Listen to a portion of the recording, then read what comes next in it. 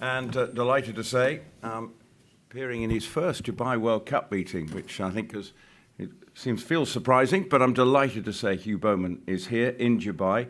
It's always been difficult for you to get the time off to try and get here, hasn't it? Well, it's not a case of taking time off, it's just making time. And obviously in Sydney, we're in the middle of our autumn carnival and there's feature races which I'm missing out on this Saturday with the Tancred Stakes for over a mile and a half for the open horses and 3-year-old fillies Group 1 over 2,000 metres. So unfortunately I'll be missing them, but you can only be in one place at a time, and it's an honour to be here for my first World Cup meeting. Okay, and you've got a couple of rides, and obviously one horse, Grand Cheval, is a Japan Cup winner. What's your assessment coming into the race with a horse that you've ridden many times? Well, he's a very consistent horse, so that gives me confidence. He's a mature horse, so I don't see that the travel will be a problem. My experience on him, he does prefer to travel in a left-handed circumference than right-handed, and I feel that barrier one could be a significant advantage, but that will probably depend on the pace of the race, and there does appear to be a lack of pace, which could work against us, but that's something we have to work out as the races run. And as a horse, as you say, the consistency is the key to this. Bad races don't seem to be on the agenda. No, that's right. And I've ridden him a few times now, and obviously headlined by his victory in the Japan Cup. But he's run very consistent races at the top level in Japan since then, and on several occasions. And the other thing that's a huge bonus is the 2,400 metres. It's his pet trip. And, I'm excited about the prospect of his race on Saturday. And you're quoted about Brave Smash as actually, who's running in the Alquoz, that clearly there's a horse you're excited about riding here. Yes, I am. Another horse that I've had a little bit to do with. I rode him in all his runs in the springtime, and we were able to win the Manikato Stakes at Moonee Valley together at Group 1 level. And his run recently in the Newmarket, ridden by Damien Oliver, was an excellent performance. And I think if he can run as well as he did there, or even improve slightly with the trip away, he's certainly going to be in the finish. And this is your first look at this race course, and you've seen it out there. Does it feel like it'll be fairly straightforward for you to sort of get a handle on it? I think so. Doesn't seem to be any magical or obscure parts of the racetrack. It looks to be very straightforward, and from barrier 6 with Brave Smash, he'll settle towards the rear of the field anyway, and I'm sure he'll be coming strong late. And with Cheval Grand, he again from barrier 1, I just need to make sure he jumps out and gets into a nice rhythm. But as I said, it's a perfect trip for him, and in a left-handed circumference, it's certainly to his liking. And obviously you mentioned you are riding for a Japanese trainer in Grand Cheval, but actually more importantly, you've seen when obviously there's a lot of hype about Almond Eye here this week, and obviously it's not going to happen, but Winks and Almond Eye won't be clashing, but what are you hearing about just how good she is? Well, it's there for everyone to see. You've only got to, I watched the Japan Cup with great interest. I was at home, actually. I was suspended when the race was run, but the time she ran and the fashion in which she did it as a 3-year-old filly was just incredible, and she deserves her mantle as one of the best horses in the world at the moment.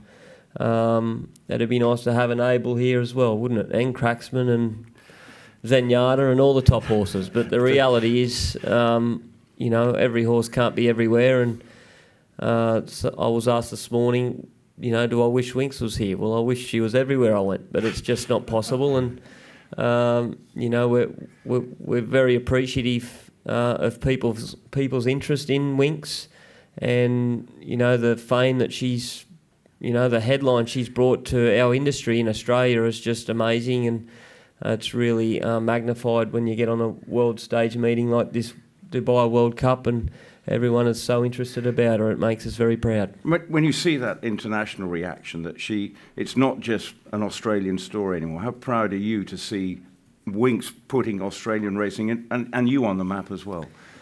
Yeah, look, it's really not about me. I mean, obviously I'm a huge part of it, as is Chris Waller and everyone involved with it. But for us, it's the horse, and we're just delighted to have had the opportunity to work so closely with such a equine athlete, and her longevity, which I give full credit to Chris Waller's management of the horse as to why she has been racing for so long, and the fact that she hasn't travelled to Ascot or Dubai or the Breeders' Cup. I think that's got a lot to do with why she's racing at the level she is still at this age. So, as I said, we'd like to be everywhere with her, but the fact that she's still racing with the determination and at the level that she remains at is just, it really is the horse. She's just incredible, and we're all just so lucky to witness her. And obviously, one more go, and how much obviously we're excited about that, but then the party's over. What's that going to feel like? Well, I guess, I try and prepare myself for what life will be after Winx, but I think rather than be disappointed to see the end, I'd rather be thankful that we've had her at all, and thankful that she's still racing at the level she's at. And, her last couple of wins have been incredible. I think the opposition she's raced against probably hasn't been to the level that she's met over the last few years, but she can only beat the horses she's racing against, and I expect a more suitable competition level in the Queen Elizabeth Stakes, and we're very much looking forward to it. And for you, can you walk down this high street in Melbourne or wherever now, not getting recognised? Are you like one of sort of football stars back home, or what?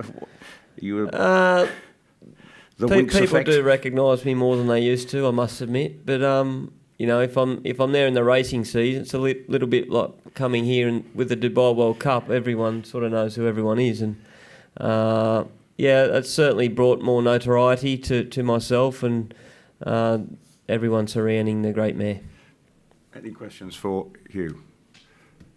I was kind of fascinated. You said that you think that Winx's career being elongated and at the same level is in part due to her not traveling overseas. Is that because of Winx and who Winx is, or the difficulty of the travel, or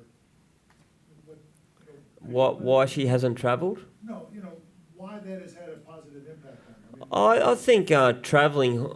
Well, I'm not a trainer and I've never travelled a horse, but I see a lot of horses from Australia, a lot of top horses travel, and they never come back in the same form that they leave. Whether that's for whatever reason that is, I've seen it several times, and I guess the other thing is for Winx and being in Australia, it's a long way to go. If we're to go to Ascot, for instance, you're basically signing off on the rest of the year, more or less, unless you were to stay in Europe and race. But that has logistical problems as well, not so much for me, but more the trainer, and in this case Chris Waller, of course, and how he would manage the horse and his 150 he has at home. So it's not just a case of hopping on a plane, going over and playing your match and flying home. There's a lot more to it with the horse, of course, and with the prize money being so healthy in Australia. It just seems, obviously some horses do decide to go, but with this horse it was decided that she wouldn't, and I think the rewards are being seen for everyone now. When you're riding a horse like Winx, one of those once in a lifetime horses, does it put a bounce in your step for every other race, every other horse? For a jockey, is that something that do you feel that momentum? I do. There's no doubt about it. That's an excellent question. And but then when she comes to the end of her preparation, so she has basically 2 preparations each year, or has done for the last 4 years. And as we get to the end, beyond the grand final, so in the springtime, the Cox Plate, in the autumn time, the Queen Elizabeth, there is certainly a bit of a lull, a huge pressure release, if you like. It's like a weight off your shoulders. I know Chris Waller feels it. I certainly do. But while she's in work, it's just there's a lot of excitement, a lot of adrenaline, and it's something that you really can't control. But it's something that I feel very privileged to have been able to witness. Hugh, I suppose riding in Britain before. Any plans to come back? Not at this stage. Any more questions? Well, thank you, Hugh, and best of luck this weekend, and continue to enjoy the Winks effect. Thank you very much.